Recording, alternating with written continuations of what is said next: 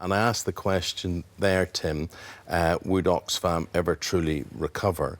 Because, and I feel it's interesting that they've wheeled you out today as the Director of Fundraising, because without money, it's all over. And let's face it, people are now beginning to question whether they should continue giving you money. And I think that's understandable.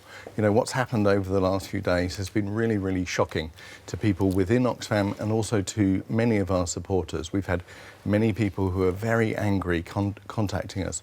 As has been reported in the press today, we've had many people who've decided to stop giving to us. Yes. But we've also had lots of supporters who've contacted us and said they're really worried, they're very concerned about what they've read, but they also want to ask questions. They're prepared to have a conversation. The first question is, why was it allowed to go on? How long has it been going on?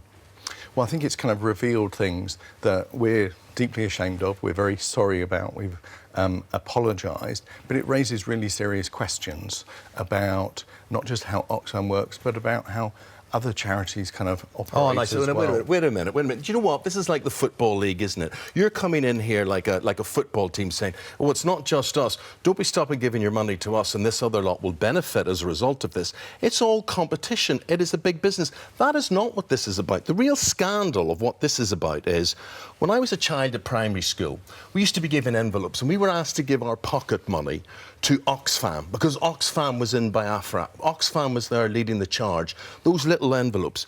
And I put it to you, this is not about money for you or for them or anything else, because you not only have taken people's money, you have taken people's sympathy, their whole caring attitude, their distress, and you have messed it up. You have betrayed them. That's the mess. So stop blaming it on other charities, unless you're saying that this goes on in other charities as well. Is that what you're saying? We're not blaming it on Are you other saying charities. this goes on in other charities? I think that this is... You obviously are. You're smearing the other charities as well. I'm not smearing the other charities.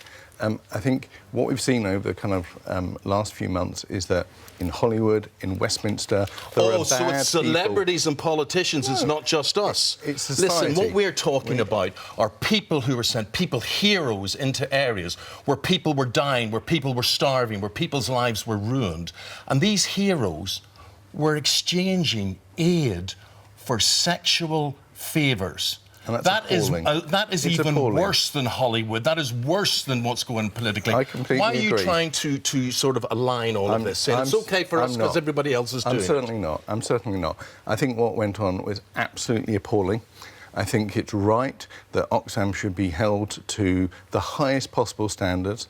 We are ashamed of what happened. We apologise for what happened, and we want to make it, and we want to improve. We want to kind of put things right, and we want to be able to explain to our supporters. I think what people are very concerned about, on top of the actual sexual abuse, sexual harassment allegations, is it seems to have been covered up.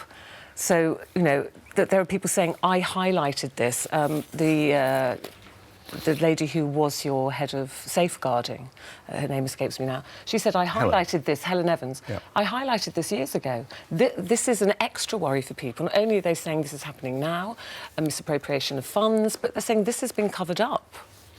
Clearly, there have not been the right kind of processes or mechanisms or culture in place for these things to be properly kind of brought out into the light. We hope that we've got some of those in place. We're putting more of those in place now. Hardly a fledgling organisation. Yeah, what about vetting of staff? I mean, the aid chief at the centre of the Haiti sex scandal, Roland van Houwemeiren, he left another charity, the medical charity Merlin, in 2004 after a colleague claimed he hosted sex parties, but then he's recruited by Oxfam. So would that not have been flagged up? So he was recruited for Oxfam 2 years after he left Merlin. We would have asked for references. We're currently checking to see what information we have, but I think what this kind of throws up is that, and I'm certainly not blaming other organisations, but we need to work together across different aid organisations to make sure that people can't move on and can't get maybe their friends to write them a reference and things. That seems very obvious to most of us, and we don't work for a charity. That would be one of the first things you'd find out about. Why hasn't your chief executive resigned? Mark Goldring has been the chief executive since 2013. Obviously, our deputy chief executive, Penny Lawrence, who was the programme director at the time of Haiti, has resigned. So nothing else has happened since Haiti. Mark has said, and Mark Goldring knows nothing else about what went on. He didn't hear any rumours about what was going on. This is all a revelation to him, is it? I'm sure in terms of the specific issues, if it had been raised directly with Mark, he would have taken very kind of clear action. He said that if the trustees of the organisation want him to resign, he will do that. Well, I think there has to be questions over the trustees as well. I mean, the question is, if he didn't know, why didn't he know? If he didn't know, he should have known. Surely, one would have thought, Alicia. I'm sure people did know. I can't comment too much about Haiti. It happened before my time.